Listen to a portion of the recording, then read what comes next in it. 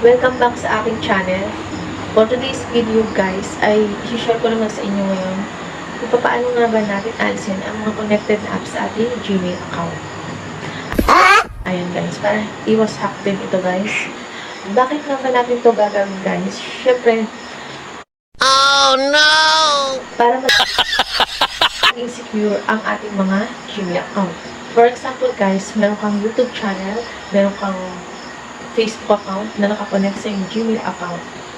Kapag na-hack guys ang ating Gmail account, maapektuhan ang ating YouTube channel, ang ating Facebook account na nakakonect doon.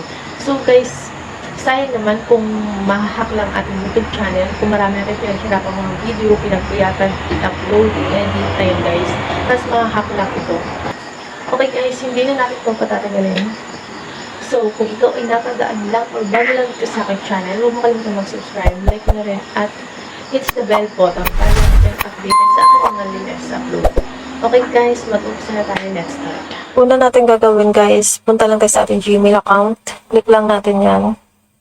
Then, syempre, kailangan natin ilagin dito yung Gmail account na lagi natin ginagamit.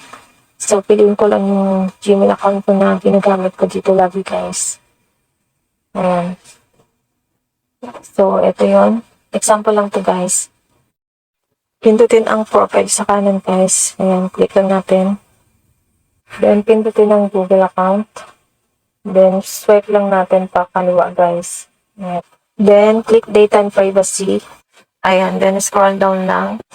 Hanapin natin ng third party apps. Ayan, scroll down lang natin. So, ayan guys, click lang natin yan. Then, scroll down lang natin.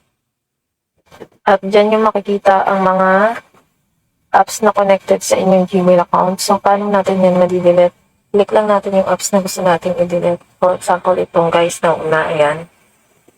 Then, scroll down lang. Then, click lang natin yung sa ibaba. Then, confirm lang natin. Ayan, X lang natin yan. So, ayun guys, ganun lang. Ganun lang din dito sa ibaba sa Shopee. Ayan, ganun lang din. Same process lang din. Ayan, confirm. Then X.